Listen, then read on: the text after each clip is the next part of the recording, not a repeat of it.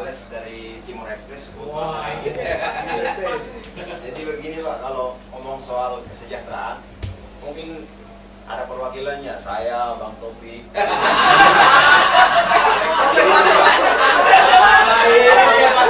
Kampanye tidak jauh beda, urus, keriting. Ya itu kesejahteraan orang Indonesia Timur seperti ini sudah. Jadi tidak perlu diceritakan terlalu banyak. Nah kalau masalah undang-undang ini jelas kami dukung. Karena kalau ada payung hukumnya, maka penggunaan dananya jelas. Jangan contohnya seperti baru-baru Shell Komodo, hampir 100 miliar habis, tidak ada apa-apanya. Ada presiden. Ya ada presidennya saja. Ke sana malah masyarakat sengsara. Tidak bisa lihat komodonya, cuma lihat presidennya. Padahal Ya presiden jaga komodo. pestanya pesta komodo. Memang sebenarnya orang-orang sudah milik komodo, jadi nggak perlu lihat komodo sebenarnya. Tapi kan yang dipentingkan itu kan masyarakat, bukan presidennya.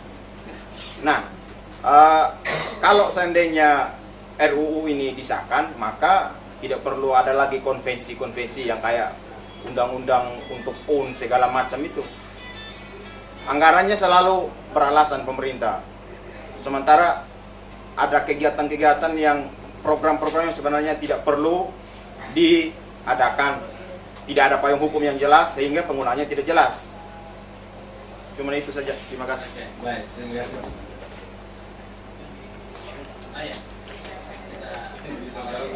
Pak Jo, Ibu, saya duluan ya. Baik, terima kasih saudara-saudara sekalian untuk pertanyaannya dan mudah-mudahan besok ada koran yang muat supaya besok siang kita lihat lobbynya bagaimana, lobby atau tidak. Nah, Lebih baik merdeka Indonesia Timur. saudara-saudara sekalian,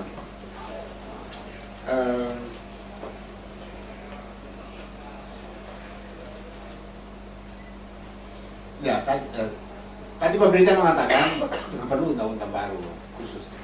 Semua prinsip-prinsip dasar itu akan di-insert ke revisi Undang-Undang 32 tahun 2004. Ya, tahu Pak. Dan revisi Undang-Undang 33 tahun 2004 tentang penerimaan keuangan pusat dan daerah. Nah, kami sudah baca konsepnya. Konsep yang disiapkan pemerintah untuk di-insert ke revisi Undang-Undang 32 tahun 2004. Saya baca begini Bu. Saya ambil contoh saja. Jika pemerintah berikan kewenangan kepada daerah, kemudian dikatakan selain melaksanakan kewenangan di bidang laut sebagaimana dimaksud dalam pasal 33 ayat 2, bagi daerah provinsi yang berciri kepulauan, pemerintah pusat menugaskan pelaksanaan kewenangannya di bidang kelautan. Jadi penugasan. Ayat 2, penugasan sebagaimana dimaksud pada ayat 1 baru dapat dilaksanakan apabila pemerintah daerah provinsi yang berciri kepulauan tersebut telah memenuhi norma, standar, prosedur, dan kriteria yang ditetapkan oleh pemerintah pusat. Ayat 3, ketentuan lebih lanjut mengenai daerah provinsi yang berciri kepulauan dan penugasan sebagaimana dimaksud pada ayat 1 dan ayat 2 diatur dengan peraturan pemerintah. So, jadi kalau mau dikatakan daerah ini kepulauan atau tidak dan sebagainya, itu harus tergantung pemerintah pusat. Pemerintah pusat tentukan normanya, kriteria dan sebagainya. Itu melalui peraturan pemerintah. Nah, menurut kami bukan soal peraturan pemerintahnya. Soal menentukan daerah ini kepulauan atau tidak, daerah ini pantas di begini dan sebagainya, norma, kriteria, standar, prosedur, semua diatur oleh pemerintah pusat. Artinya tetap pemerintah pusat pegang ekornya. Kepala dilepas, ekor tetap dipegang. Pemerintah pusat yang tetap menentukan melalui peraturan pemerintah. Itu yang kami hindari. Kita sudah punya pengalaman banyak dengan banyak undang-undang yang PP-nya tidak keluar, yang PP-nya tidak jalan. Ambil contoh, khusus Papua, Bu. Saya ikut susun undang-undang ini. Dan menurut beberapa negara, undang-undang termasuk undang-undang yang bagus. Tapi sayangnya, pelaksanaannya tidak jalan sebagaimana undang-undang. Salah satu yang mengakibatkan undang-undang ini, mengapa orang kembalikan Otsus? Karena memang banyak di Kementerian Dalam Negeri beberapa aturan itu tidak dilaksanakan sesuai undang-undang otsus itu. Itu persoalannya. Sehingga rakyat bilang, ya ngapain ini undang-undang? Toh, tidak dilaksanakan oleh pemerintah pusat. Kembalikan saja. Jadi kuncinya di pemerintah juga. Itu yang kami sangat, ya kasarnya alergi lah. Kalau semua ditentukan oleh pemerintah pusat, kita sudah sekian puluh tahun merdeka. Kalau masih begini model pembangunan kita, yang model pemerintahan pusatnya seperti ini, apakah tidak satu waktu daerah-daerah pikir mari juga kita bikin negara apa namanya? Federal atau apa begitu kan? Apakah tidak terlalu besar mengurus republik seperti ini? Kan tidak begitu kita maksud. Kita tetap komit pada republik ini, cuma mengurusnya, mengaturnya itu mari sama-sama kita bicarakan. Kalau dikatakan misalnya begini, pemerintah mengatakan tidak setuju ada istilah provinsi kepulauan. Tetapi pemerintah lupa bahwa bersama pemerintah dan DPR kita sudah bikin provinsi Riau Kepulauan. Kita bikin kabupaten Aru Kepulauan, Kepulauan Aru. Itu undang-undang. Sama-sama pemerintah dan DPR bikin. Kenapa untuk undang-undang ini pemerintah alergi? Seolah-olah ada negara dalam negara. Orang di Aru dan orang di Riau Kepulauan tidak pernah merasa bahwa mereka negara dalam negara. No. Kemudian juga dikatakan oleh pemerintah,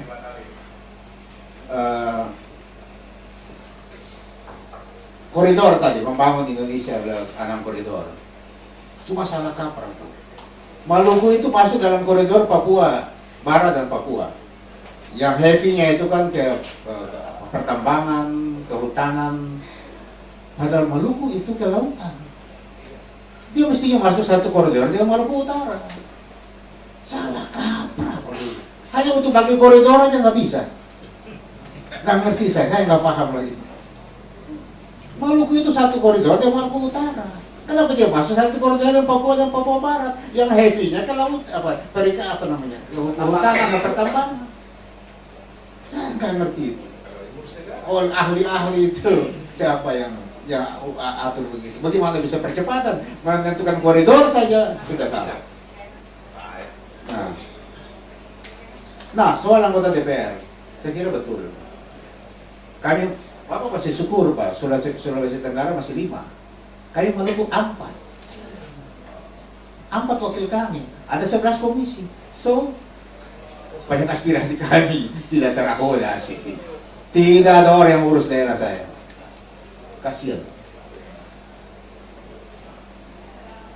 Dan itu salah satu kesulitan kita. Dan memang kita dari dulu kita jaga supaya jangan semata-mata dari pertimbangan jumlah penduduk. Kalau hanya pertimbangan jumlah penduduk, nanti parlemen ini dikuasai oleh orang-orang wakil-wakil dari Jawa.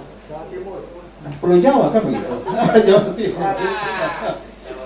Nanti outputnya juga heavy-nya Jawa kan, Jawa oriented kan gitu. Kabupaten di Barat. Saya setuju dari Ibu tadi mengatakan, mari kita bangun Indonesia dari daerah. Betul. Itu yang saya sangat sepakat. Cuma memang orang tua kami di Maluku selalu kasih nasihat begini Bu. Kalau mau dapat ikan besar, umpannya juga mesti besar. Itu oleh sebab itu Pak Joko kami minta 1%, itu kan bisa dinegosiasikan. Itu kan call tinggi istilahnya. Kita call tinggi. Mari kita bicara berapa kan begitu. Nah, soal dana ke daerah, selama ini menghitung DAU Ibu, itu dengan luas daratan. Oleh sebab itu, artinya kami daerah-daerah yang lautnya lebih luas dari daratan, selalu bertahun-tahun sudah disalimi. Dirugikan, kan begitu. DAU-nya itu berdasarkan daratan. Nah itu yang mau kita rubah semua di. Memang pemerintah ada usul begini-begini, tapi kalau dengan peraturan pemerintah saja kami sangat-sangat keberatan. Kenapa dia? Apa salahnya kalau dia jadi undang-undang sendiri? Batam itu bisa jadi undang-undang sendiri. Kalau dikatakan ini begini, asimetris menafsirnya seperti ini, otonomi asimetris. Dulu kan pertama waktu kita bahas undang-undang Yogyakarta dipikir apa mungkin monarki demokrasi. Oh, namun intinya tidak ada itu. Tapi itu Indonesia kan begitu. Saya termasuk yang sangat mendukung dan fight habis untuk RUU itu, RUU Jogja. Pak Sultan itu sangat-sangat hormati saya. Pak Alex, kenapa Papa bukan orang Jawa? Papa betul-betul memperjuangkan aspirasi. Saya bilang, Pak Sultan, kalau undang-undang ini gugur, selesailah Indonesia.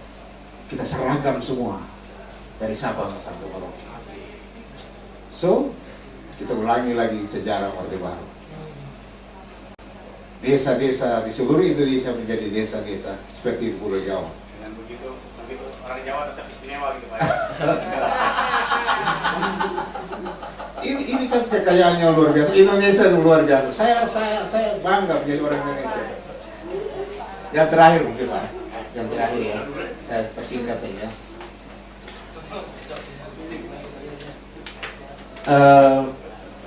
Ada istilah tadi. Betul Pak Pak. Soal belanja penganggaran apa segala macam, kira itu nanti ada evaluasi dari pemerintah pusat di DPR juga evaluasi itu.